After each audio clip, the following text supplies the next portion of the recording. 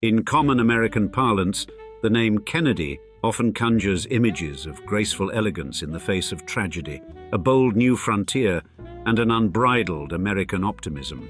Yet, for those with a discerning eye, it should also emit thoughts of a rich and dynamic architectural legacy in the history of the United States.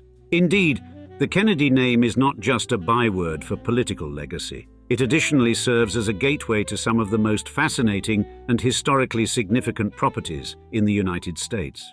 These properties, with their distinct architectural styles and the myriad of earth-shattering events they've housed, offer a unique lens through which to view the Kennedy saga. One where bricks and mortar are as eloquent as the speeches and policies that emanated from these illustrious dwellings.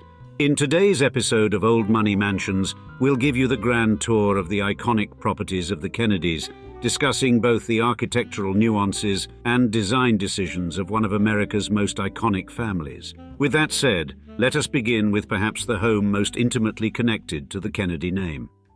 Number 1. The Kennedy Compound, Hyannisport, Massachusetts.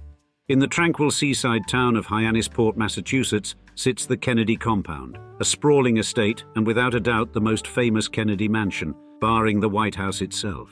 Overlooking the azure waves of Nantucket Sound, Joseph P. Kennedy, the father of JFK and the many other luminary Kennedy scions, first laid eyes on the main house in 1928 and quickly transformed it into the Kennedy family's beloved summer retreat.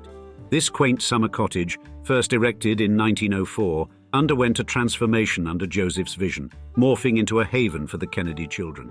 Here, in the sun-drenched days of summer, the 9 siblings engaged in sailing and spirited sports, crafting memories in the breezy climes of Massachusetts. And its evolution was marked by the acquisition of 2 additional properties by Joseph's sons, John F. Kennedy and Robert F. Kennedy, which contributed to the compound's expansion into a 3-house complex.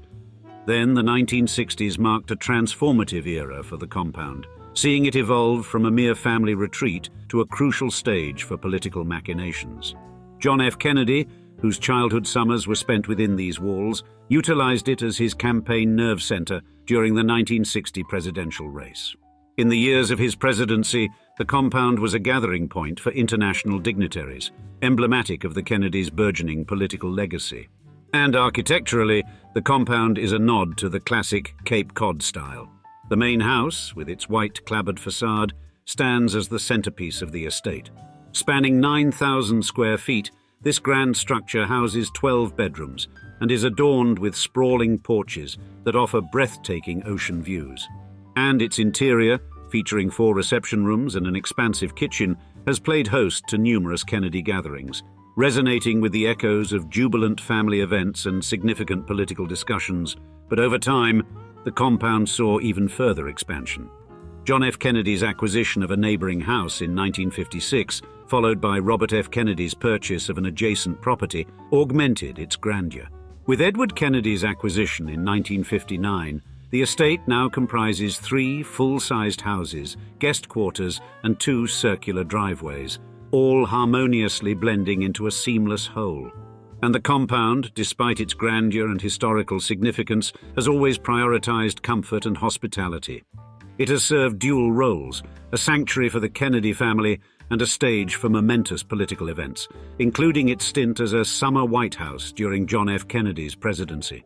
Later, in a poignant act of philanthropy, the main house of the Kennedy compound was donated to the Edward M. Kennedy Institute for the United States Senate in 2012. This gesture, honoring a promise made by Senator Edward Kennedy to his mother, Rose, ensured that the family home would continue to serve the public. The Institute plans to utilize the house for educational programs and seminars, with aspirations of eventually opening it to the public. This noble act, orchestrated by Senator Ted Kennedy's widow, Victoria Kennedy, and supported by a generous $3.2 million donation from the Committee to Re-elect Edward M. Kennedy Campaign Fund, ensures the preservation of this historic site for future generations. Number 2. The Kennedy White House, Washington, D.C. Now, in the early 1960s, the United States witnessed a defining era under the presidency of John F. Kennedy. The White House, during this period from 1961 to 1963, was not just a residence but a vibrant hub of American politics, bustling with activity and embodying the spirit of the Kennedy administration. This was a time marked by notable presidential events and state affairs, including the Bay of Pigs invasion, the Berlin crisis, and the initiation of the Apollo space program, all echoing Kennedy's commitment to confronting global challenges. Amidst the political fervor, the White House experienced a transformation of a different kind under the discerning eye of First Lady Jacqueline Kennedy. Her restoration project was more than a redecoration. It was a reverent nod to the past. Enlisting the expertise of decorator Dorothy Parrish, Jacqueline Kennedy embarked on a mission to imbue the White House with historical authenticity and elegance. This project, surpassing its initial budget constraints, was fueled by her unwavering determination to source antiques and family heirlooms, reflecting a deep respect for America's heritage. Jacqueline Kennedy's restoration vision transcended mere aesthetics. She believed that each artifact and design element should resonate with historical significance, aiming to preserve the White House as a living museum of American history.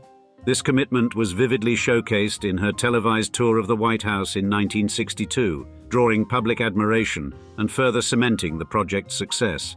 And this tour not only highlighted her dedication to historical preservation, but also marked a pivotal moment in how the American public viewed the White House. The event, reaching millions of viewers, brought the nation's heritage into living rooms across the country, fostering a deeper connection between Americans and this iconic architectural symbol of their government. Additionally, the broadcast, celebrated for its elegance and educational value, set a precedent for future First Ladies and administrations to engage with the public in similar ways, integrating media and heritage. Indeed, it elevated the White House from a mere executive residence to a cherished national landmark, intertwining its image with that of American identity and history.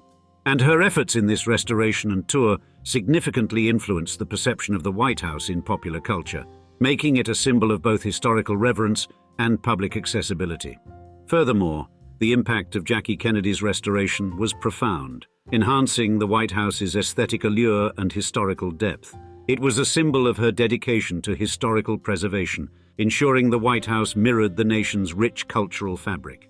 And beyond the restoration, the Kennedy White House left an unforgettable mark on American history and culture.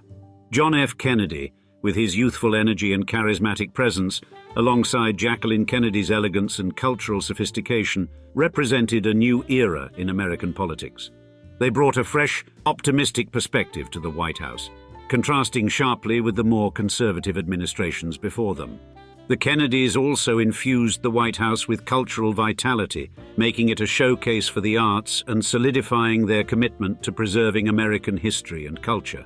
The establishment of the White House Historical Association by Jacqueline Kennedy remains a lasting legacy of this commitment.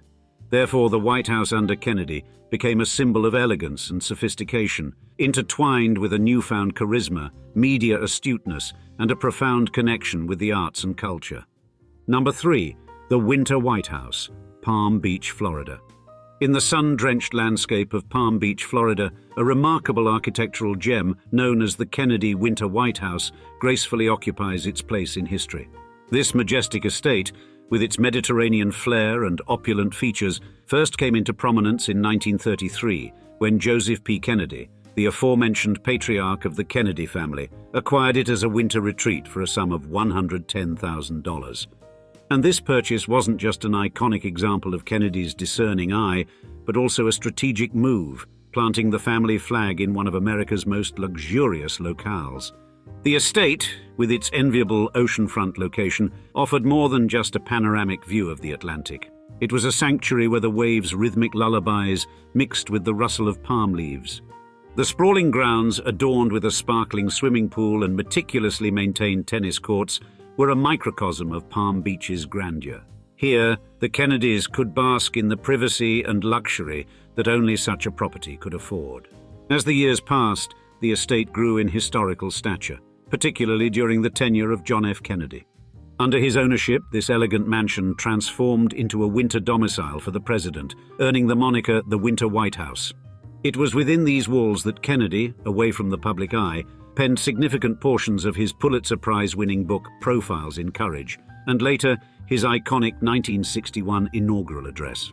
The estate was also a discreet nerve center for political dealings, equipped with direct communication lines to the White House, underscoring its importance during pivotal moments of Kennedy's presidency. Architecturally, the estate is a marvel, originally designed in 1923 by the legendary Addison Meisner for Rodman Wanamaker. And the Kennedy touch is evident in the careful renovations and expansions carried out under their aegis. The senior Kennedy, understanding the importance of maintaining the property's architectural integrity, entrusted Maurice Fatio with its renovation, and these modifications were sensitive to Meisner's vision, while incorporating modern comforts and amenities, including an expanded family room, upgraded tennis court, and a larger swimming pool. The story of the estate continued to evolve, with the Palm Beach Landmarks Preservation Commission approving further renovations in 2021, signaling a continued dedication to preserving its historical and architectural essence.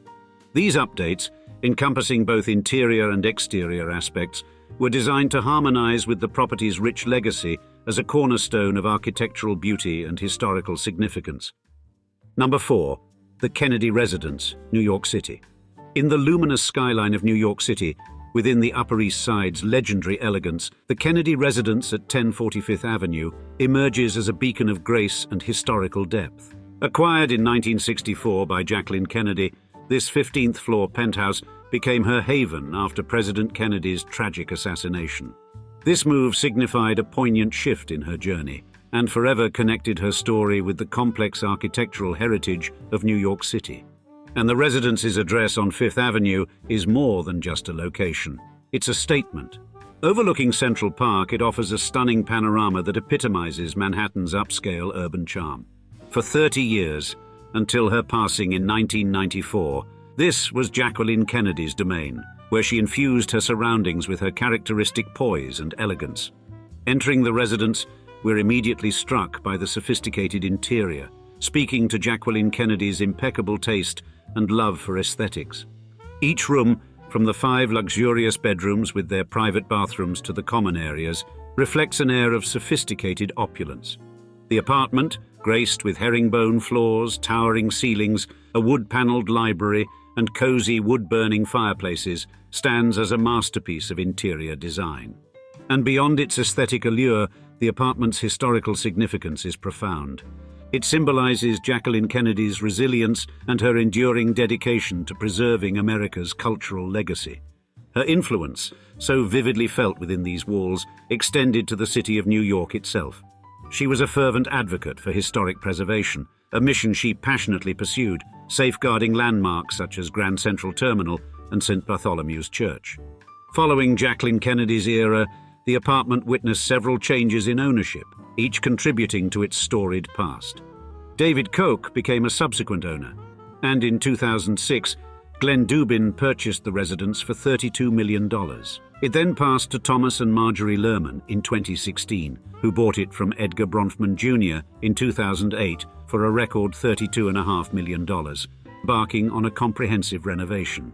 Today, the Kennedy residence stands not merely as a home, but as a living homage to Jacqueline Kennedy Onassis's enduring legacy, a space where her spirit of elegance, resilience, and cultural stewardship continues to resonate. Number 5. Hickory Hill, Virginia. In the lush, verdant landscapes of McLean, Virginia, the iconic estate Hickory Hill was acquired by Robert and Ethel Kennedy in 1955 and has since woven itself into the fabric of the nation's history. Its journey from a private family residence to a crucible of social and political discourse embodies the transformative power of interior space and legacy, and its purchase by the Kennedys mirrors crucial epochs in the broader story of the United States. You see, it was a time of burgeoning American optimism, and the couple's choice of residence was symbolic of their aspirations and status. The Georgian-style mansion, with its imposing red brick facade, embodies a classic elegance, and its architectural design harmonizes grandeur with intimacy, a perfect setting for a family known for their public service and private charisma. The mansion's interiors, marked by spacious rooms and elegant decorations, reflect a bygone era of sophistication, an ambience that the Kennedys would later imbue with their own unique style. And during the 1960s, Hickory Hill transformed from a mere residence into a vibrant hub of intellectual and political activity. Specifically, it was in these hallowed halls that the famous Hickory Hill seminars were held. Organized by historian and Kennedy family insider Arthur Schlesinger Jr., these gatherings brought together a who's who of American thought leaders. Politicians, legal minds, journalists, academics, and artists convened under the Kennedys' roof, engaging in spirited discussions that shaped the contours of American policy and culture. Thus, these seminars were more than just elite social gatherings. They were a melting pot of ideas and ideologies, setting the stage for profound societal shifts. As the Kennedy era came to a close, Hickory Hill passed into new hands, yet its legacy remained untarnished. Purchased in 2009 by tech entrepreneur Alan J. Dabier, the estate's transition did little to diminish its historical and cultural significance. And despite contemporary renovations, the essence of Hickory Hill has been preserved with utmost care. These preservation efforts ensure that Hickory Hill remains a living piece of history, allowing future generations to experience the legacy of a family that played a pivotal role in shaping modern America. And the estate now stands as a national historic landmark, a tribute to the impact the Kennedy family left on American society and politics. And now, we'd like to see you in the comments. Which is your favorite old money mansion of the Kennedy family? We always love hearing your opinions, and we're sure you'll have some amazing thoughts on this topic. We look forward to hearing from you, and as always, thanks for spending your time with us here at Old Money Mansions. Cheers, until next time.